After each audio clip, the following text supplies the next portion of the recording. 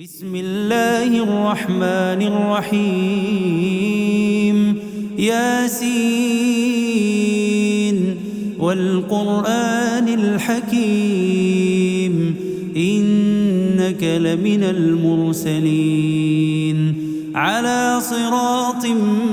مستقيم تنزيل العزيز الرحيم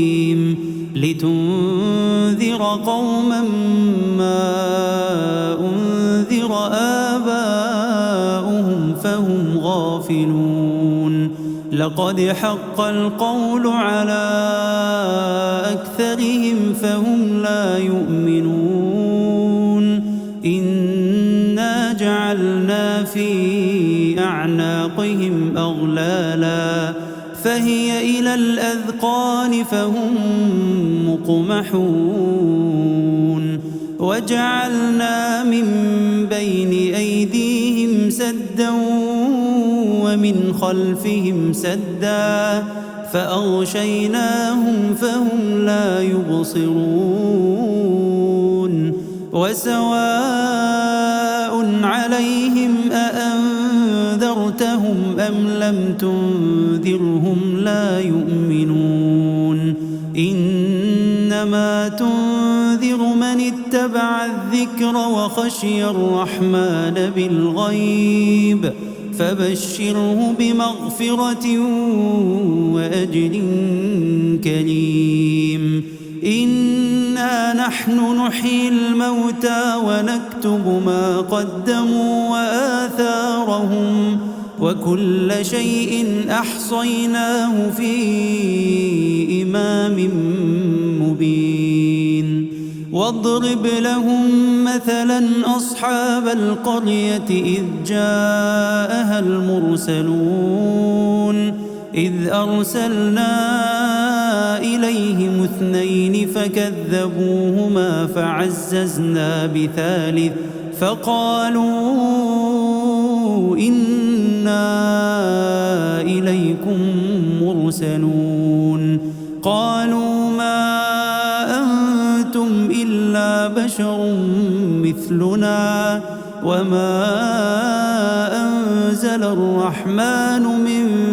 شيء إن أنتم إلا تكذبون قالوا ربنا يعلم إنا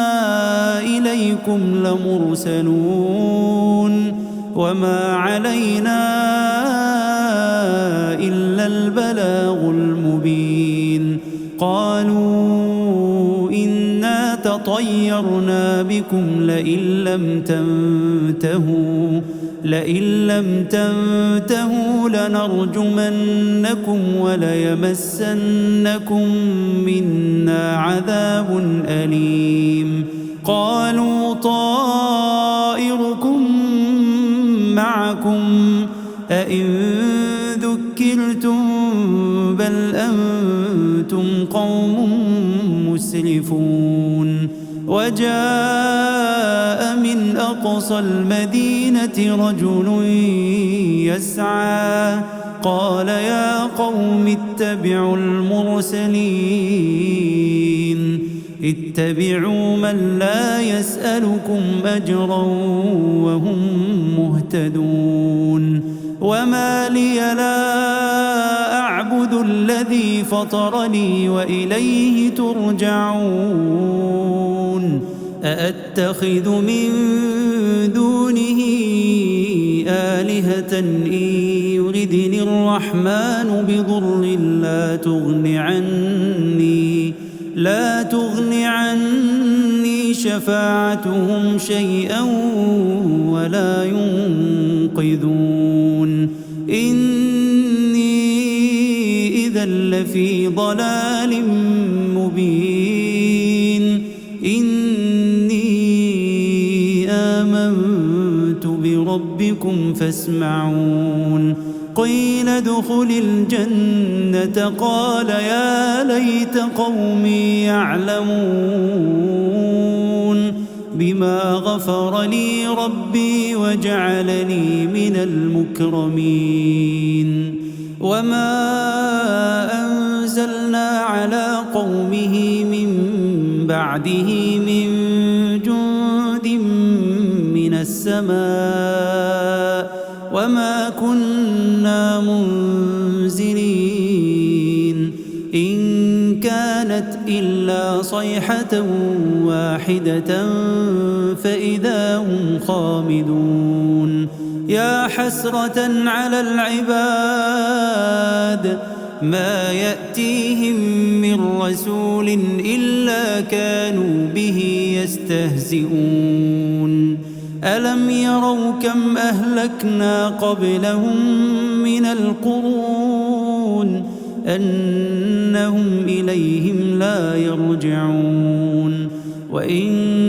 كل لما جميع لدينا محضرون وآية لهم الأرض الميتة أحييناها وأخرجنا منها حبا فمنه يأكلون وجعلنا فيها جنات من نخيل وأعناب وفجرنا فيها من العيون ليأكلوا من ثمره وما عملته أيديهم أفلا يشكرون سبحان الذي خلق الأزواج كلها مما تنبت الأرض ومن أنفسهم ومما لا يعلمون وآية لهم الليل نسلخ منه النهار فإذا هم مظلمون والشمس تجري لمستقر لها ذلك تقدير العزيز العليم والقمر قدرناه منازل حتى عاد كالعرجون القديم لا الشمس ينبغي لها أن تدرك القمر ولا الليل سابق النهار وكل في فلك يسبحون وآية لهم أنا حملنا ذريتهم في الفلك المشحون وخلقنا لهم من مثله ما يركبون وإن نشأ نغرقهم فلا صريخ لهم ولا هم ينقذون إلا رحمة منا ومتاعا إلى حين وإذا قيل لهم اتقوا ما بين أيديكم وما خلفكم لعلكم ترحمون وما تأتيهم من آية من آيات ربهم إلا كانوا عنها معرضين وإذا قيل لهم أنفقوا مما رزقكم الله قال الذين كفروا للذين آمنوا أنطعم من لو يشاء الله أطعمه إن أنتم إلا في ضلال مبين ويقولون متى هذا الوعد إن كنتم صادقين ما ينظرون إلا صيحة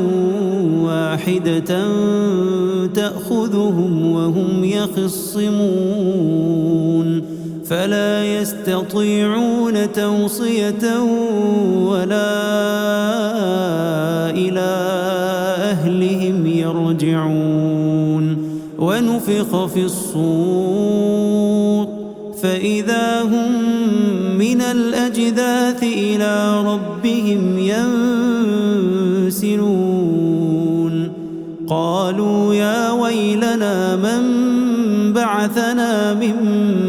مرقدنا هذا ما وعد الرحمن الرحمن وصدق المرسلون إن كانت إلا صيحة واحدة فإذا هم جميع لدينا محضرون فاليوم لا تظلم نفس شيئا ولا تجزون إلا ما كنتم تعملون إن أصحاب الجنة اليوم في شغل فاكهون هم وأزواجهم في ظلال على الأرائك متكئون لهم فيها فاكهة ولهم ما يدعون سلام قولا من رب رحيم وامتازوا اليوم أيها المجرمون ألم أعهد إليكم يا بني آدم ألا تعبدوا الشيطان إنه لكم عدو مبين وأن اعبدوني هذا صراط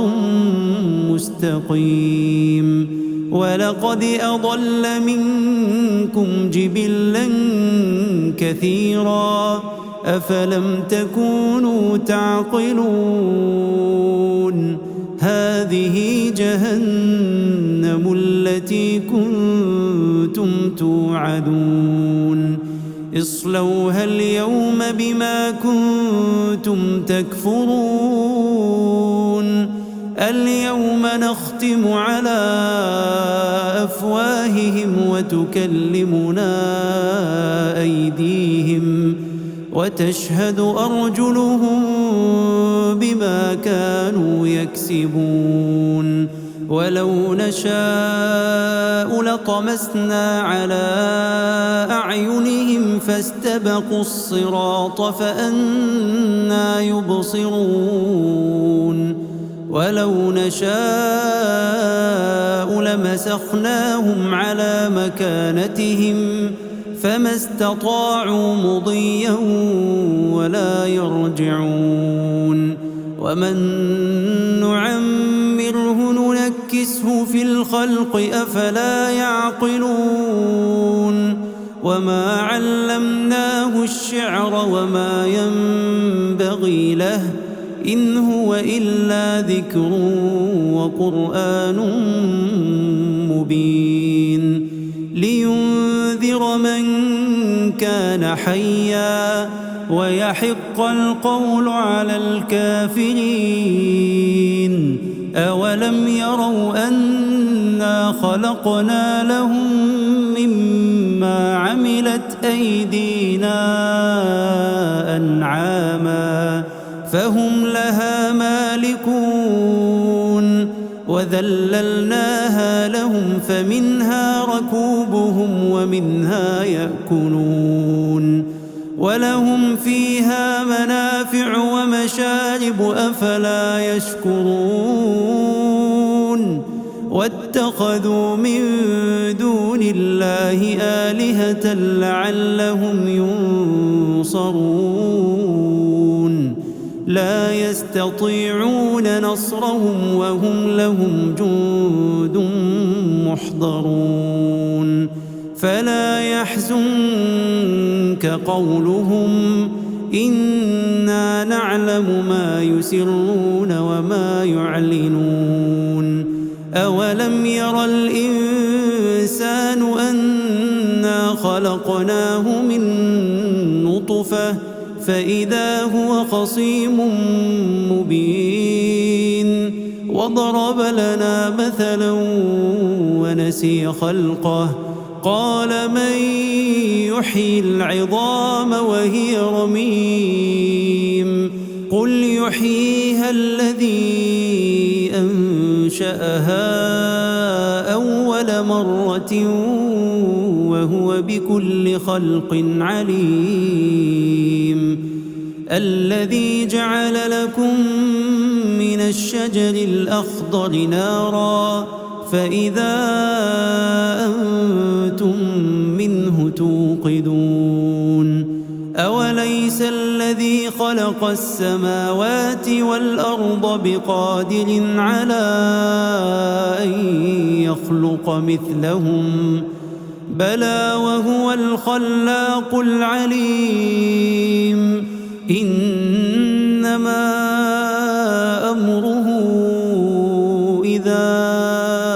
أراد شيئا أن يقول له كن فيكون فسبحان الذي بيده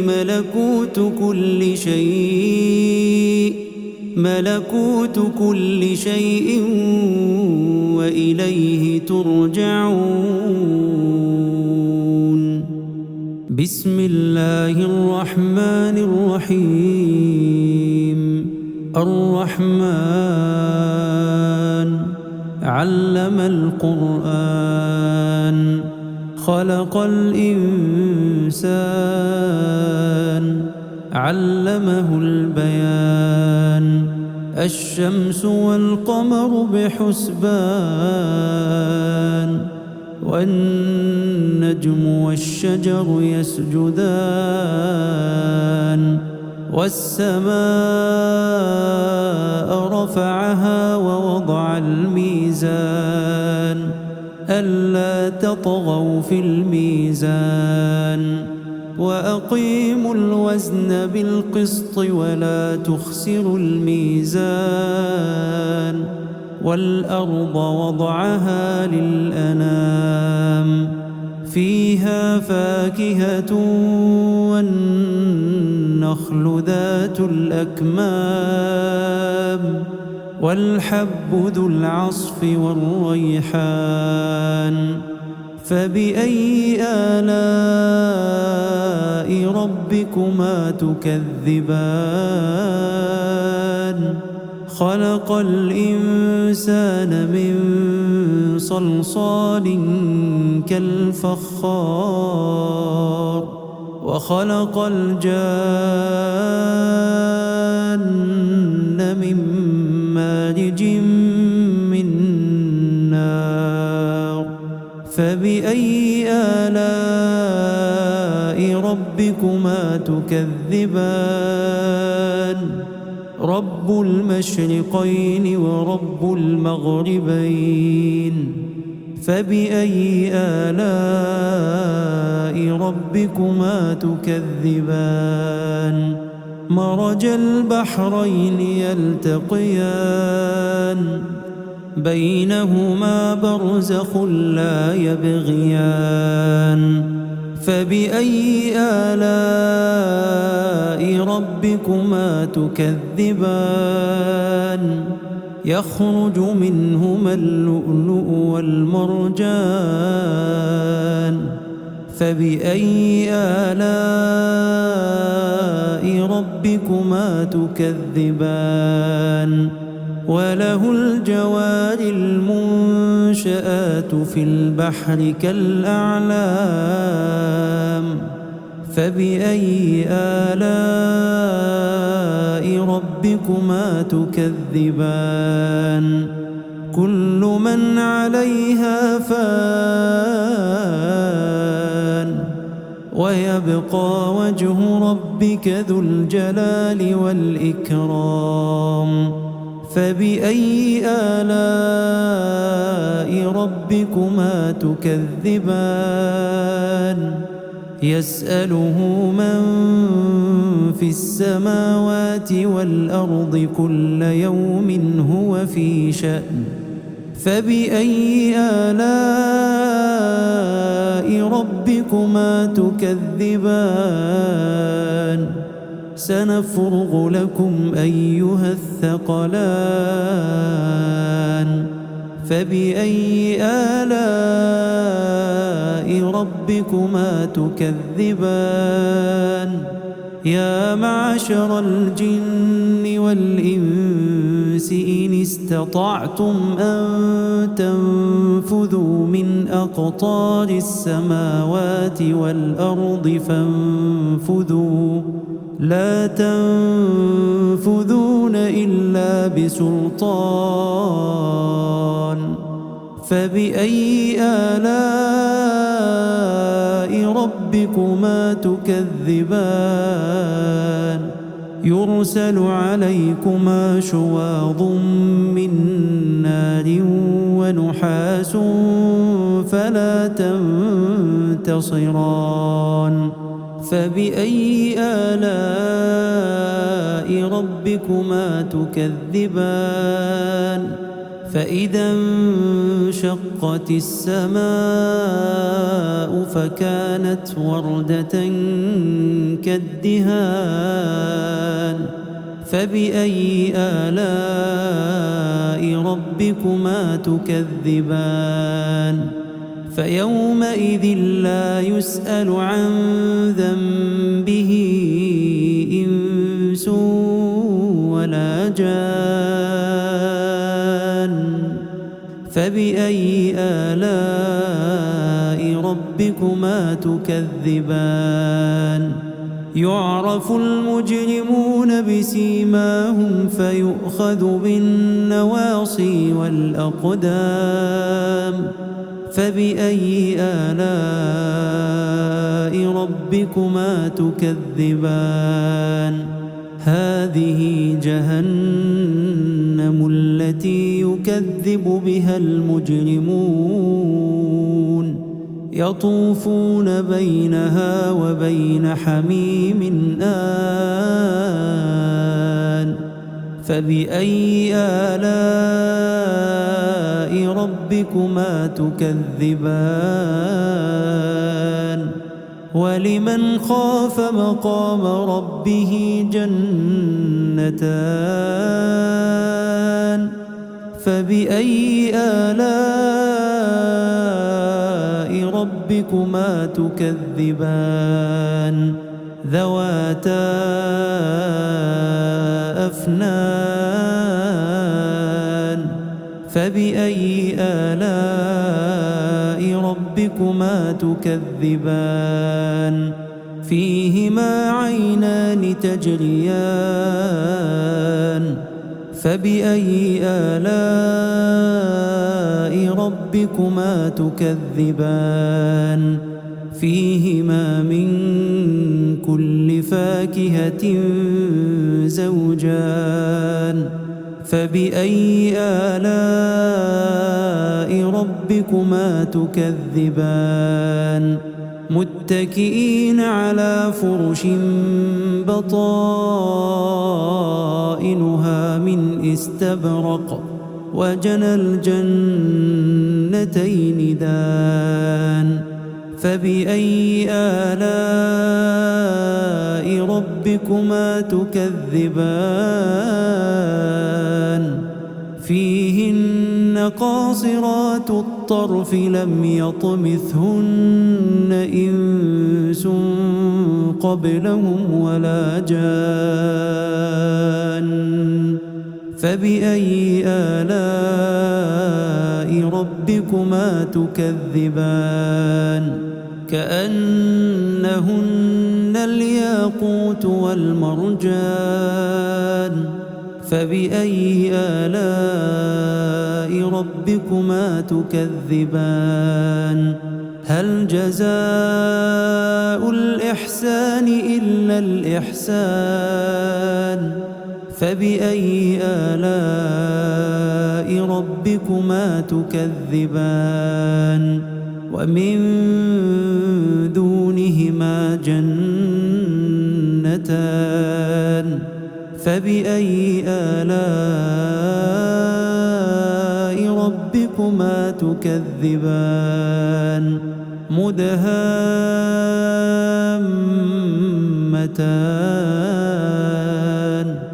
فبأي آلاء ربكما تكذبان فيهما عينان نضاختان فبأي آلاء ربكما تكذبان فيهما فاكهة ونخل ورمان فبأي آلاء ربكما تكذبان فيهن خيرات حسان فبأي آلاء ربكما تكذبان حور مقصورات في الخيام فبأي آلاء ربكما تكذبان لم يطمثهن إنس قبلهم ولا جان فبأي آلاء ربكما تكذبان متكئين على رفرف خضر وعبقري حسان فبأي آلاء ربكما تكذبان تبارك اسم ربك ذي الجلال والإكرام بسم الله الرحمن الرحيم إذا وقعت الواقعة ليس لوقعتها كاذبة خافضة رافعة إذا رجت الأرض رجا وبست الجبال بسا فكانت هباء منبثا وكنتم أزواجا ثلاثة فأصحاب الميمنة ما أصحاب الميمنة وأصحاب المشأمة ما أصحاب المشأمة والسابقون السابقون أولئك المقربون في جنات النعيم ثلة من الأولين وقليل من الآخرين على سرر موضونة متكئين عليها متقابلين يطوف عليهم ولدان مخلدون بأكواب وأباريق وكأس من معين لا يصدعون عنها ولا ينزفون وفاكهة مما يتخيرون ولحم طير مما يشتهون وحور عين كأمثال اللؤلؤ المكنون جزاء بما كانوا يعملون لا يسمعون فيها لغوا ولا تأثيما إلا قيلا سلاما سلاما وأصحاب اليمين ما أصحاب اليمين في سدر مخضود وطلح منضود وظل ممدود وماء مسكوب وفاكهة كثيرة لا مقطوعة ولا ممنوعة وفرش مرفوعة إنا أنشأناهن إنشاء فجعلناهن أبكارا عربا أترابا لأصحاب اليمين ثلة من الأولين الأولين وثلة من الآخرين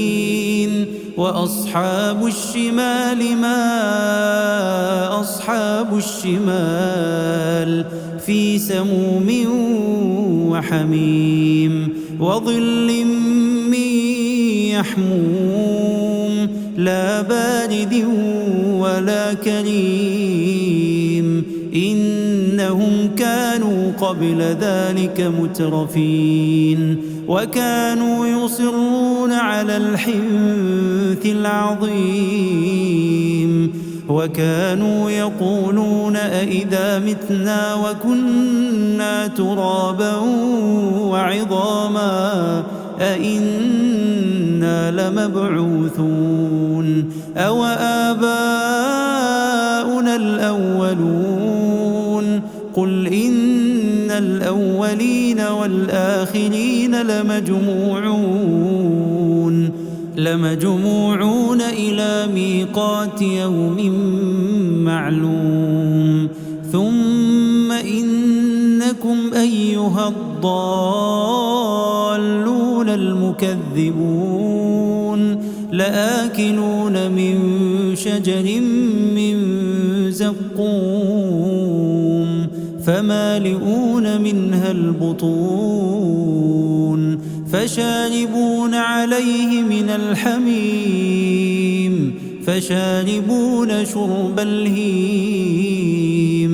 هذا نزلهم يوم الدين نحن خلقناكم فلولا تصدقون أفرأيتم ما تمنون أأنتم تخلقونه أم نحن الخالقون نحن قدرنا بينكم الموت وما نحن بمسبوقين على أن نبدل أمثالكم وننشئكم فيما لا تعلمون ولقد علمتم النشأة الأولى فلولا تذكرون أفرأيتم ما تحرثون أأنتم تزرعونه أم نحن الزارعون لو نشاء لجعلناه حطاما فظلتم تفكهون إنا لمغرمون بل نحن محرومون أفرأيتم الماء الذي تشربون أأنتم أنزلتموه من المزن أم نحن المنزلون لو نشاء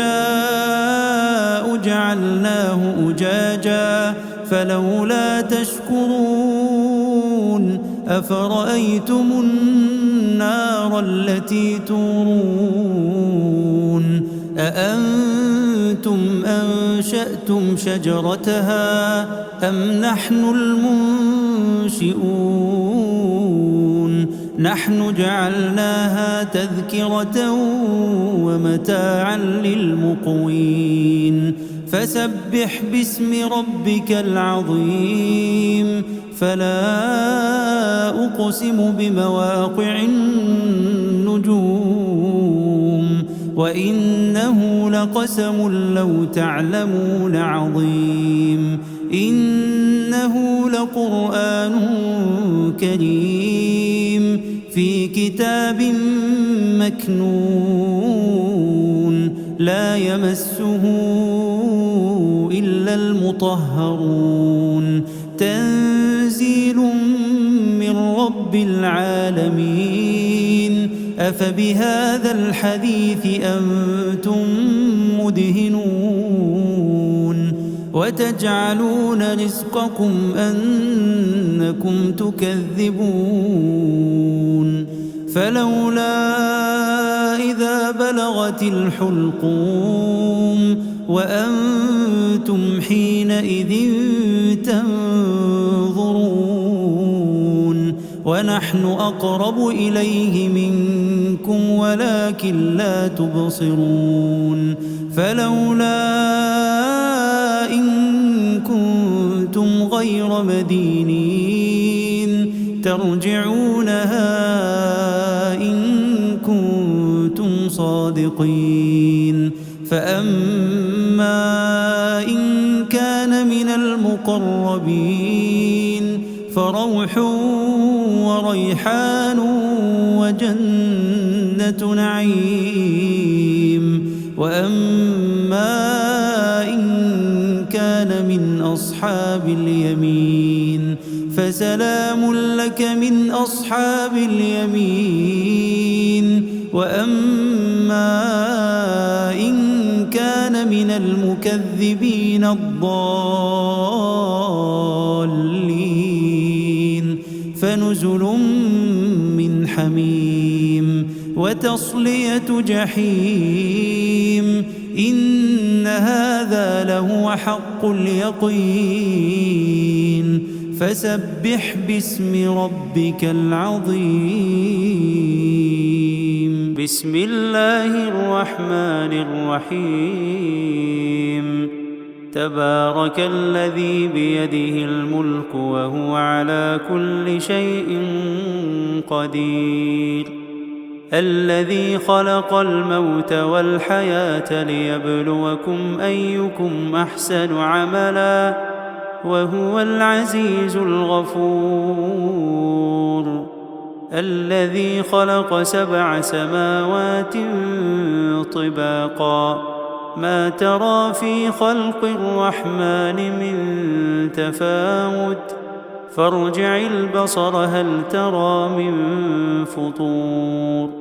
ثم ارجع البصر كرتين ينقلب إليك البصر خاسئا وهو حسير ولقد زينا السماء الدنيا بمصابيح وجعلناها رجوما للشياطين وأعتدنا لهم عذاب السعير وللذين كفروا بربهم عذاب جهنم وبئس المصير إذا ألقوا فيها سمعوا لها شهيقا وهي تفور تكاد تميز من الغيظ كلما ألقي فيها فوج سألهم خزنتها ألم يأتكم نذير قالوا بلى قد جاءنا نذير فكذبنا وقلنا ما نزل الله من شيء إن أنتم إلا في ضلال كبير وقالوا لو كنا نسمع أو نعقل ما كنا في أصحاب السعير فاعترفوا بذنبهم فسحقا لأصحاب السعير إن الذين يخشون ربهم بالغيب لهم مغفرة وأجر كبير وأسروا قولكم أو اجهروا به إنه عليم بذات الصدور ألا يعلم من خلق وهو اللطيف الخبير هو الذي جعل لكم الأرض ذلولا فامشوا في مناكبها وكلوا من رزقه وإليه النشور أأمنتم من في السماء أن يخسف بكم الأرض فإذا هي تمور أم أمنتم من في السماء أن يرسل عليكم حاصبا فستعلمون كيف نذير. ولقد كذب الذين من قبلهم فكيف كان نكير. أولم يروا إلى الطير فوقهم صافات ويقبضن ما يمسكهن إلا الرحمن إنه بكل شيء بصير. أمن هذا الذي هو جند لكم ينصركم من دون الرحمن إن الكافرون إلا في غرور. أمن هذا الذي يرزقكم إن أمسك رزقه بل لجوا في عتو ونفور. أفمن يمشي مكبا على وجهه أهدى أمن يمشي سويا على صراط مستقيم. قل هو الذي أنشأكم وجعل لكم السمع والأبصار والأفئدة قليلا ما تشكرون. قل هو الذي ذرأكم في الأرض وإليه تحشرون. ويقولون متى هذا الوعد إن كنتم صادقين. قل إنما العلم عند الله وإنما أنا نذير مبين. فلما رأوه زلفة سيئت وجوه الذين كفروا وقيل هذا الذي كنتم به تدعون. قل أرأيتم إن أهلكني الله ومن معي أو رحمنا فمن يجير الكافرين من عذاب أليم. قل هو الرحمن آمنا به وعليه توكلنا فستعلمون من هو في ضلال مبين. قل أرأيتم إن أصبح ماؤكم غورا فمن يأتيكم بماء معين.